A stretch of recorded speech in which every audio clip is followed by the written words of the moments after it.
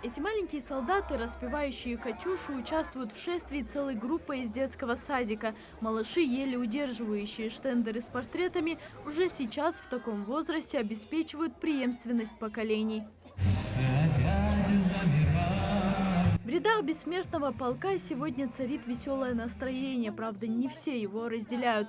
Магомед Лианов уже второй год приезжает из Джерахского района, чтобы пройтись в единой колонии героев войны. Он каждый раз надеется, что, узнав девушку на фото, к нему подойдут и скажут: «Мы знаем, где ваша тетя», укажут на то место, где она захоронена, ведь до сих пор поиски так и не увенчались успехом.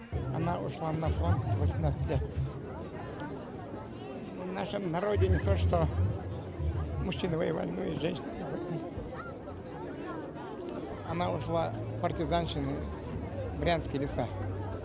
Я почему знаю, двоюродный брат его, Магомед Лианов Арскевич, поэт наш, его сейчас нету.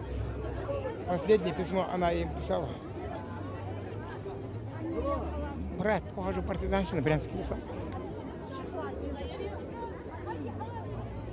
Вот так вот. Ушла на фронт, горянка не вернулась.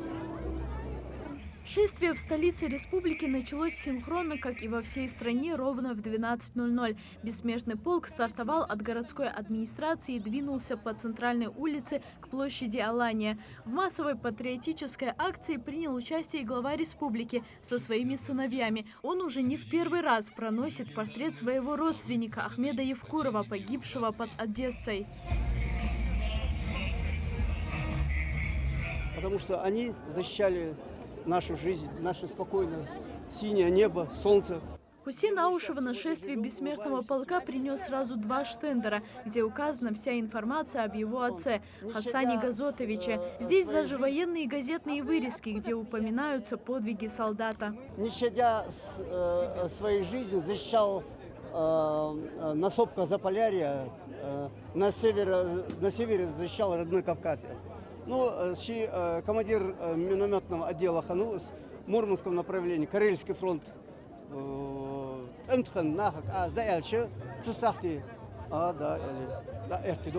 да, заслужен был твой отец,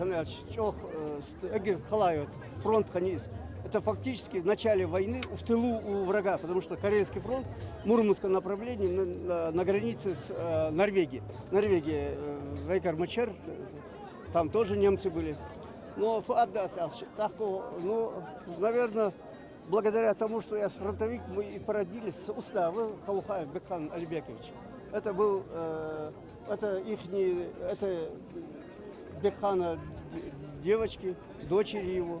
Улыбающийся фотограф Осман Матиев, чтобы не уйти с фронта во время депортации кавказских народов, назвался киргизом, дослужился до конца войны и только затем уехал искать свою семью в Казахстан. Его портрет несет сын Абу-Язид, а под фотографией цитата маршала Георгия Жукова, где говорится о самоотверженности ингушей в сражениях за родину. У меня вот сейчас даже вот мурашки по телу от этих слов.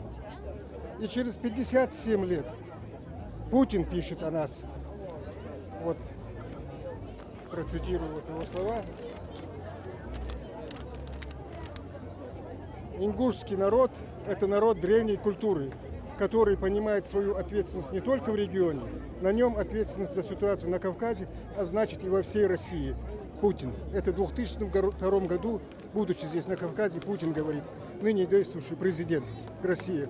Это о чем говорит? Это говорит о том, что наши деды, прадеды и вообще наши люди всегда были миролюбивые.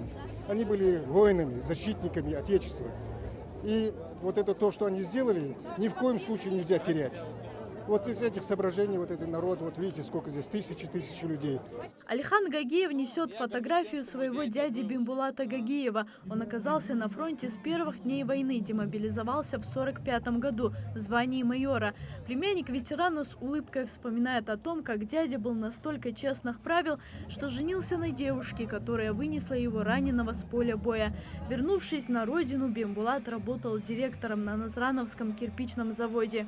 Есть книга, которая написана «Атерика до Эльбы», где говорится, что старший лейтенант Бимбулат Гагиев поднял рот в атаку, повел за собою, был дважды ранен, имеет медаль за отвагу и Великой Отечественной войне над фашистской Германией. Днем Великой Победы вас, граждане! Шествие бессмертного полка в Магасе объединило тысячи потомков, каждый из которых помнит и гордится подвигом тех, кто изображен на этих фотографиях. В столичном шествии участвовали не только жители города Магас, но и Назрани, и Назрановского района. Сейчас шествие бессмертного полка остановилось возле башни Согласия, где и пройдут основные праздничные торжества. Залина Магушкова, Магомед Урусханов, Новости 24.